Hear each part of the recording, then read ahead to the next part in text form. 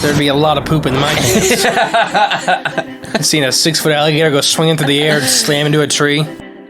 These guys are the scientists of the supernatural, lecturers leaving lessons for inquiring laymen. They are applying the scientific method to a world that baffles science. They are the cryptids of the corn. But who else has big black wings and red eyes? Batman. Oh, Mothman. Oh yeah, Mothman. A great white shark was stolen. Oh, someone stole a shark? I got stuff for you don't even know about. She's a witch. She turned me into a newt. Who knows? Anything could be possible. Anything could be possible. It's really big abduction vibes. Holy moly. It sounds like you were abducted. And it just stood up. I mean, it just like kept going and going. And she goes, what the?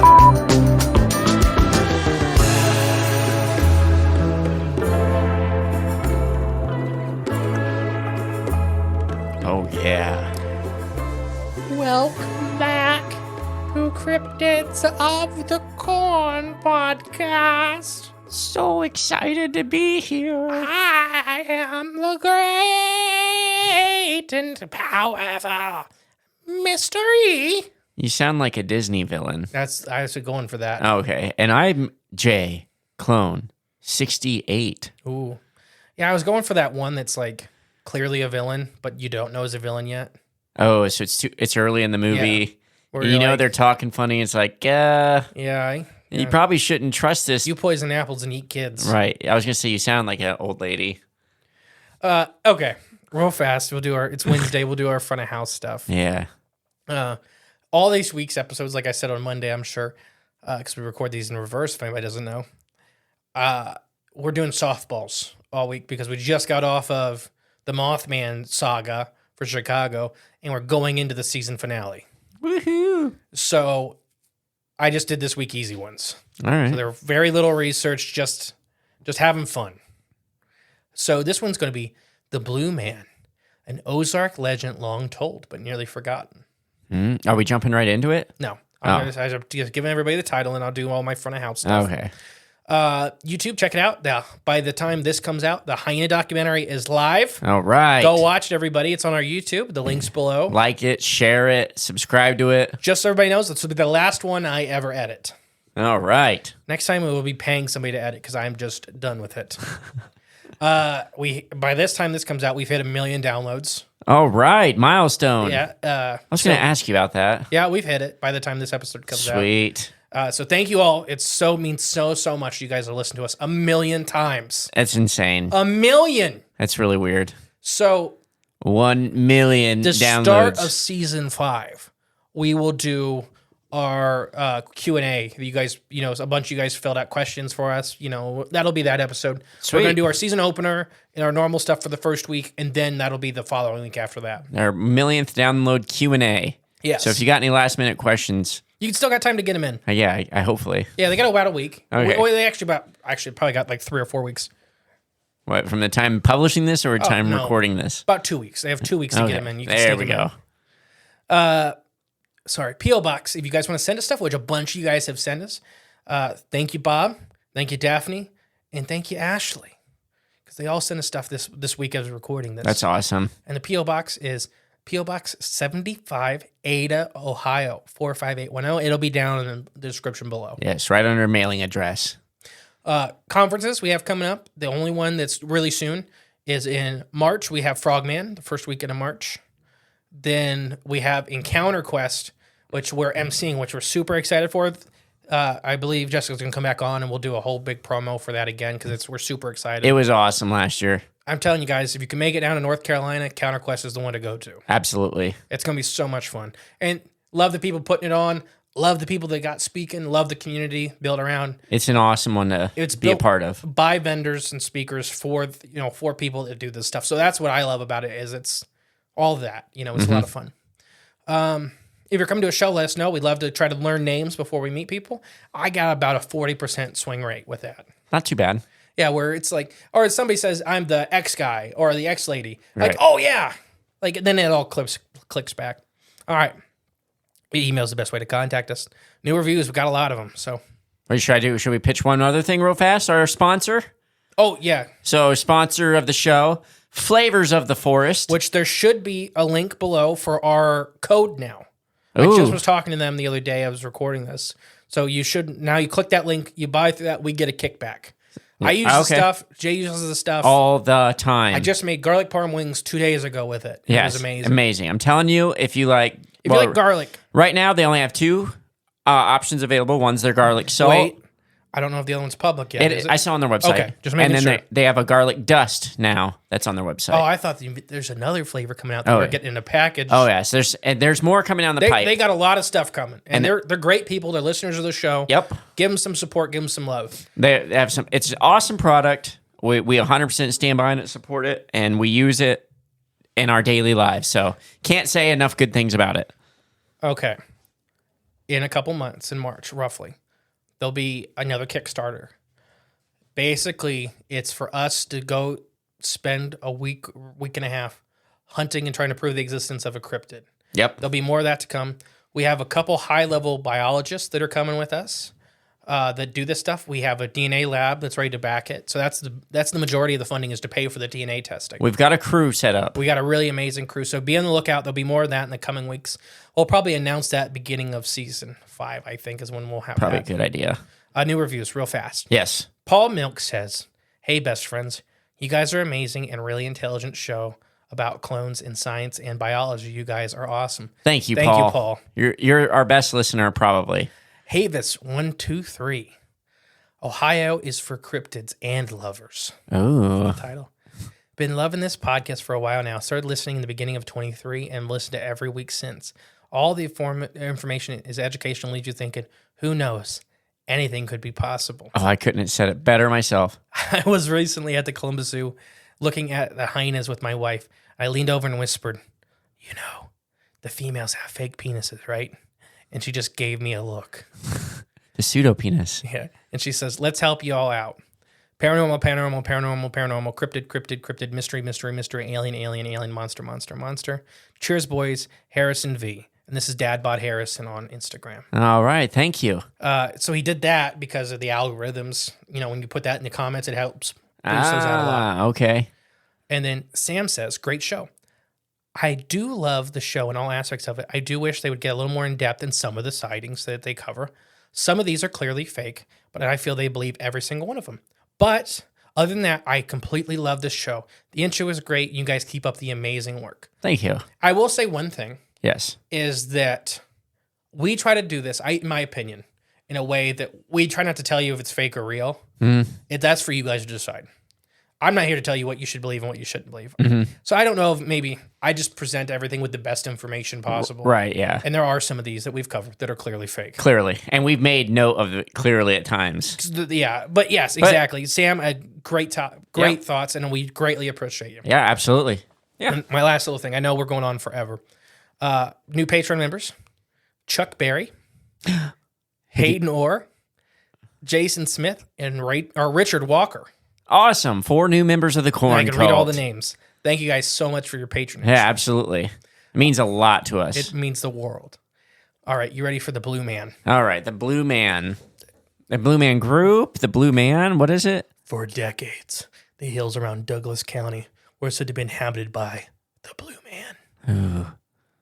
Once upon a time, a wild man-like creature roamed a remote wooded area around Douglas County. He was infrequently seen, but his presence was felt as far back as 1860. Looking to chase and kill, he carried a wooden club in his huge hand, threw large boulders, and feasted upon the locals' livestock. Periodic appearances sent locals spinning in a tizzy, and brave men would search the woods for this monster. Enough excitement to last until the next sighting. He was the Blue Man of Spring Creek. What state is this in again? This is the Ozarks, so it's kind of that, like... Okay. I'm not sure what Douglas County is. I should have looked before this. Yeah. I think this is going to be either Arkansas or Oklahoma. So, okay. I'm going to guess it's Arkansas. Ozark area. Yeah. Okay. It's a genuine Ozark legend, and if the testimonies of scores of men during all these years are to be accepted, the legend is absolutely true. Reporter says in the Springfield Leader in 1924. So we're going to go to the first sighting. There's debate over how the Sasquatch-like creature earned his name. He wasn't literally blue, but if you look up a lot of the art, he's blue. Blue, okay. It's not literally blue. But some say his jet black fur kind of shone in the sunlight and appeared blue. So kind of like Like iridescence. I gotcha. So we have, for example, we have ducks and stuff like that. The East Indy ducks are black until you walk up on them and you realize they're actually green. Okay. But they shine so amazing, like emerald green. But they look black when you're walking up to them. I was going to say too, like when we raise chows, I think the black ones, they're considered blue. Yeah. So one of the other main theories is that some accounts wrote that his skin and feathers were dyed blue because of berries. Wait, skin and feathers? Yes, it's a weird animal. Okay. But he had big splotches of blue from the berries he would like to eat also. Okay. So it's not like the blue guy that you seen who drank like that silver iodide stuff Right, it's not and like turned that. his skin blue. He was either blue because of the big splashes of stuff, or he was so black that he appeared blue. Right, yeah. Other claims, a man named from Blue Shoal Collins, the first man to see him. So that they said, they just named him after the first guy that seen this creature. Oh, okay. So but all these are options, basically? Yeah, because we're talking the 1860s. Right. Mhm. And it's hard to really track down and nail down the actual, where this thing came from. You mean it's hard to if something's 120 years old? Mm-hmm. More than that. Is it? Dang. It's 160.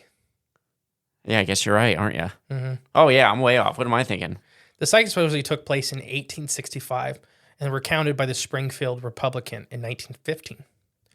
And 1865 and reported 1915. I think I said 19. In the early spring of 1865, Blue Shoal Collins was hunting on the divided land between North Fork and Spring Creek.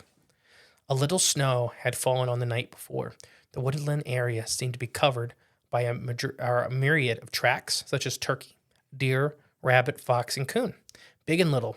But most conspicuous were these tracks that resembled somewhat of those of a bear. Blue Soul was the hunter without fear and believed the bigger the game, the better the hunt. He followed the long, broad tracks with claw impressions in the soft snow. After following the trail for several hours in North Fork, Indian, and Spring Creek hills, Soul suddenly came upon the object of his search on the north slope of the upper Twin Mountain. Soul looked up, jumped out of the path of several descending boulders, and ran for the hills. He had seen an object unmistakably human, though strongly resembling a vicious animal, hurling these large rocks down at him from the steep hillside.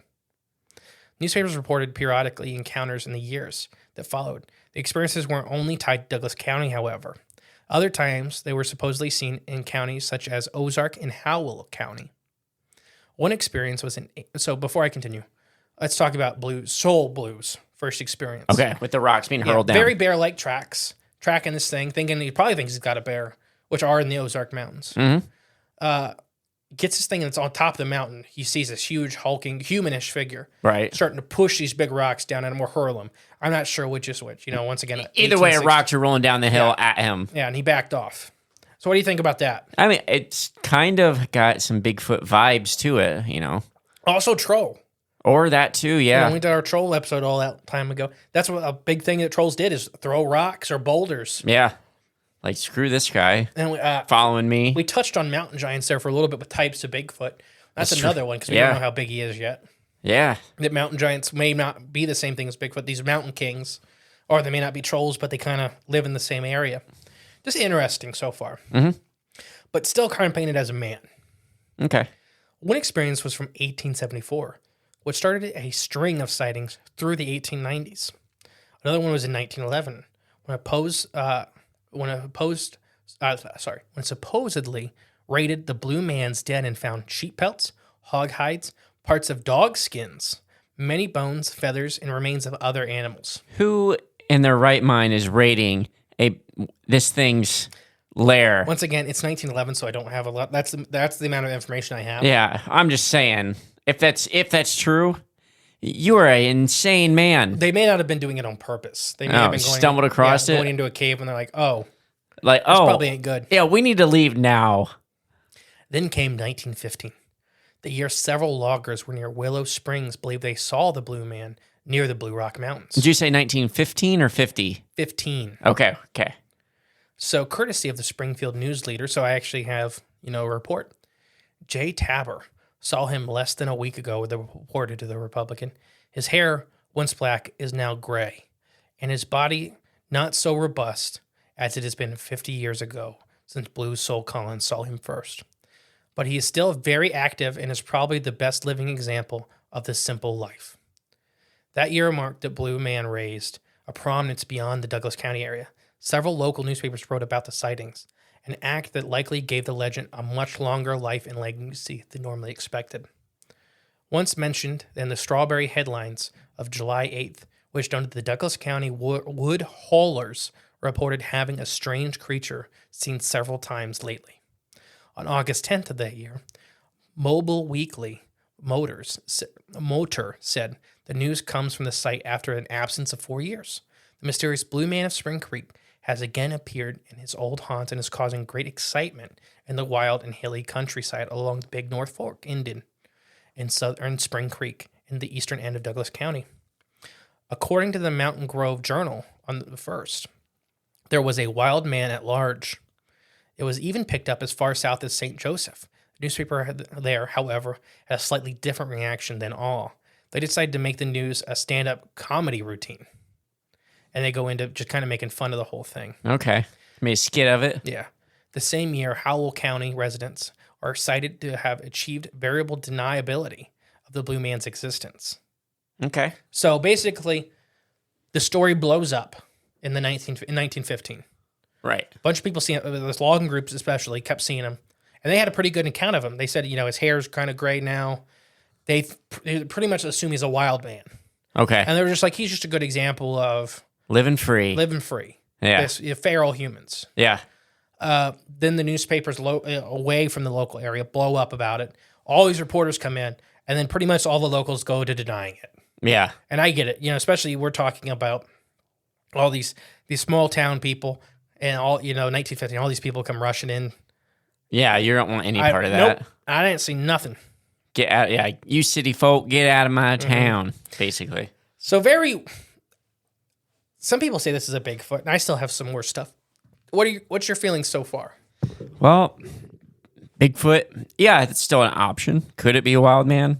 Maybe. That's where, as of now, that's where I'm leaning. You're leaning towards just wild man. Yeah, because it's the way they talk about it, and once again, it's from 160 to right, yeah, 100 years ago.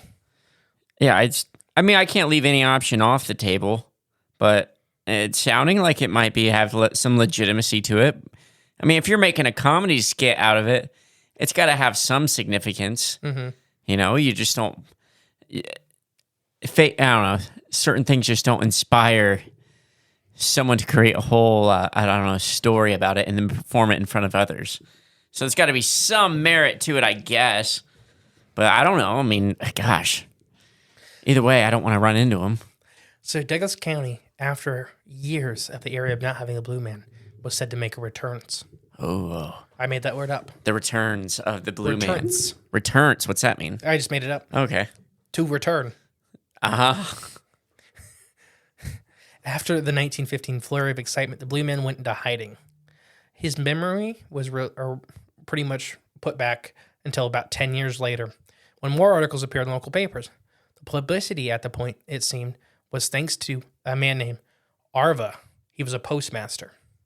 He received a question in the newspaper clippings about the legend from a man in California, and portions of his response were printed in the Nevada Daily Times on March 1925.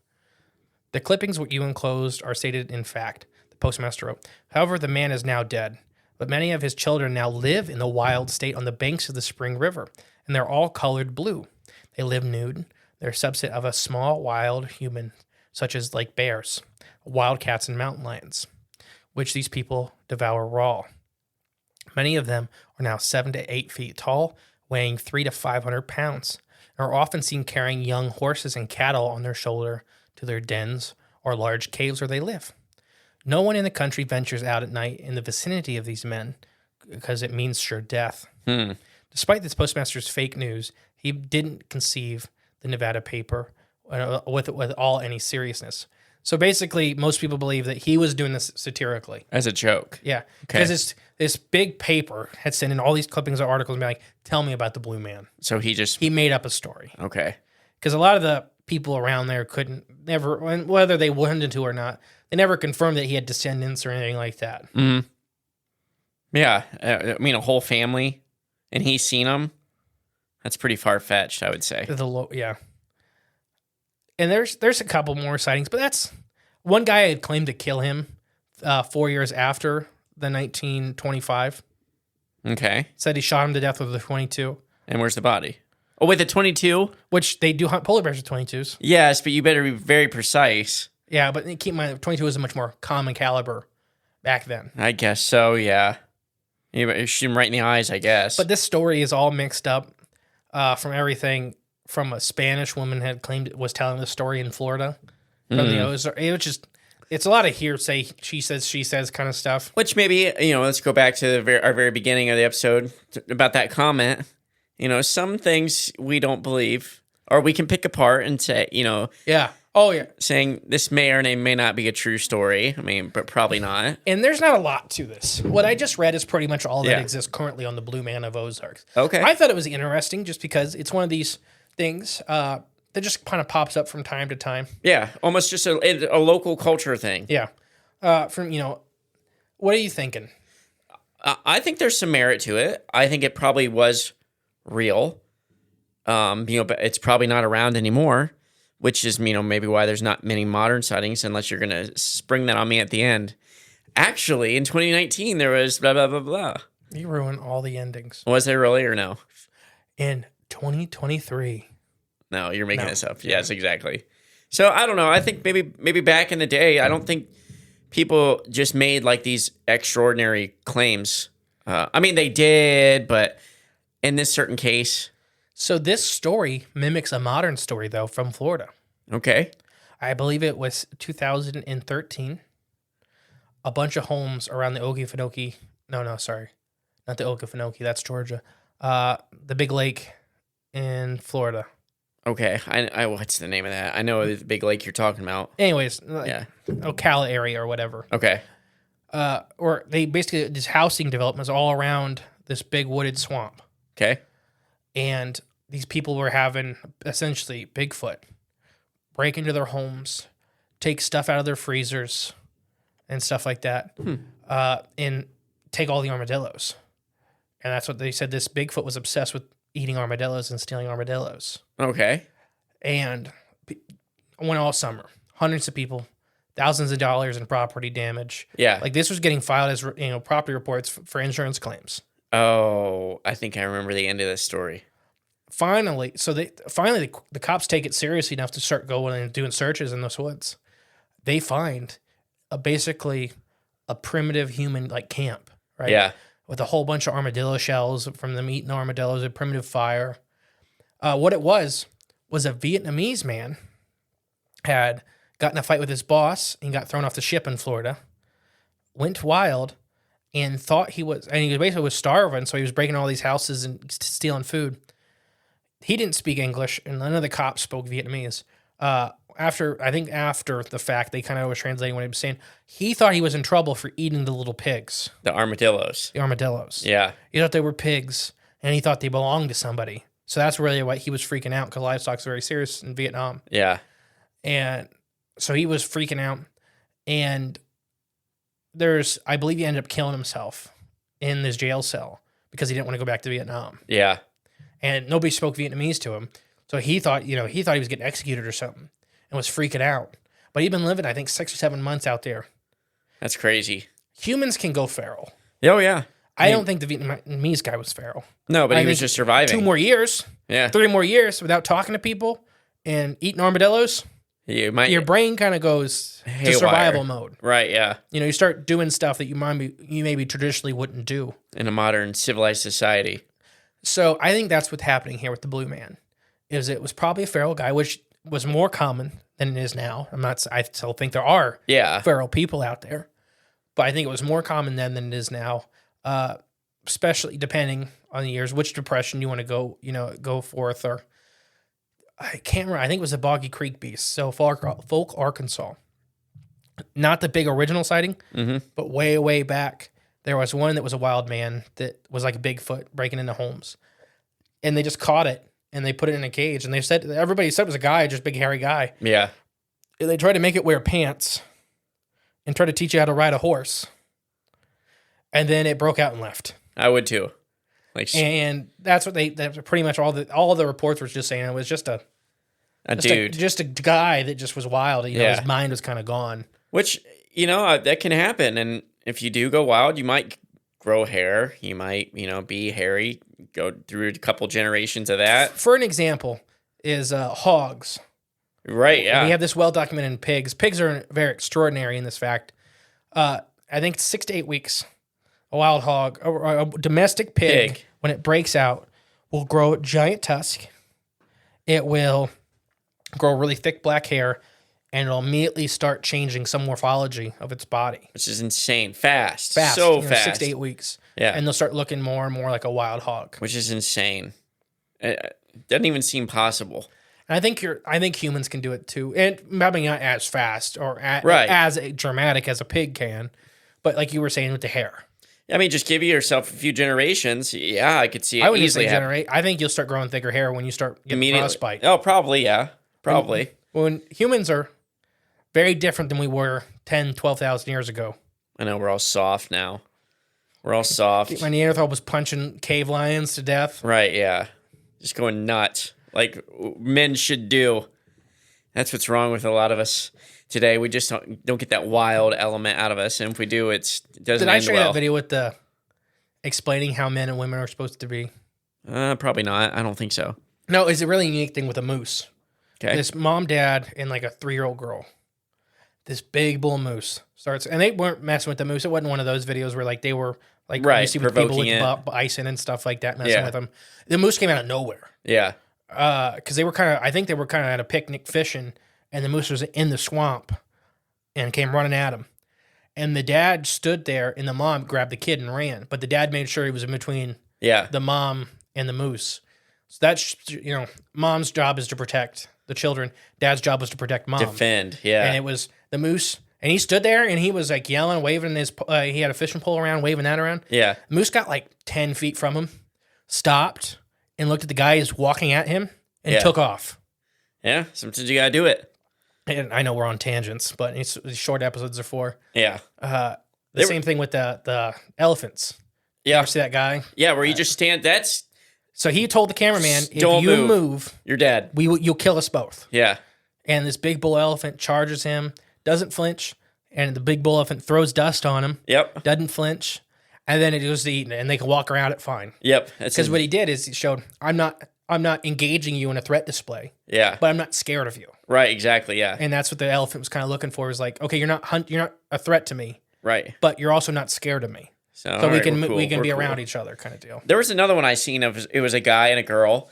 I cannot remember the animal now. It might have been a moose, but it might have been something else. Moose and bison probably the scariest animals on the North American continent. Gosh, this might have even been a bear. I can't remember, but either way, it was charging them, and like kind of it was scoping them out, and they seen it, and then it started getting closer, and then it started like coming close fast, and the guy had a stick.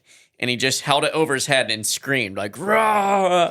I think it was a bear. Stopped in its tracks, and then he took like 2 steps forward and did it again. Rose his stick up and screamed again, and this thing turned around and took off running. I think it was a grizzly bear. I think I know the exact video you're talking about. it's like from an old but it's like from 400 cave yards story. away. Yeah. Oh yeah. It's charging And in. that's, well, it went from prey to predator. Yeah. And the bear's like, oh. Yep. Okay. Never mind. Gone. But yeah, probably, rose some primitive things from when humans were in direct competition with them. Right. Spearing them to death. Yeah. Like, oh, this isn't good. No. And that's what he was acting like too. It just looked like an old, I don't know, like a tribal primitive person, like holding his stick over his head and screaming. Yeah. So there's not a lot to this blue man story. That's pretty much it. I think I'm going to go. It might have been a Bigfoot, like Minerva Monster type situation. It could have been. I think if it was real, it was a guy. It could just be stories. And it could just be that too. From these newspaper articles, they did that a lot. Told stories. Yeah, making up stories, especially in the 1915 was the years when they were doing that. Entertainment. Yeah. Where they were literally making up a lot of these stories are just weird Well, monsters. and need to sell newspapers, you know? It was what Someone's it was. making a living off the word of print. Anything to add? No, this has been I like these little like one-offers. Yeah, that's what Wednesdays are for. Is just besides the interviews, it's just the weird little things I can't make an episode out of, but. Right, but we they're can- out there. The you know, stories are out there. They're cool. And they need to be told. And that's what we're here for. So I hope you all enjoyed it. And then I think the next thing you will hear is the season finale. Oh, so stay tuned. If I have my episodes numbers right. All right. Which is 50-50 shot. Yeah. I have been the great and powerful mystery. And I've been Jay Clone 68. All right. Bye. Bye. Thank you for listening to Crypts of the Corn podcast. Please share with a friend you think would like us. It's the best way to help our show grow. Leave a comment, rate us, a 5-star review, and remember, there is always extra content on Patreon/cryptsofthecorn.com. And don't forget, stay magical.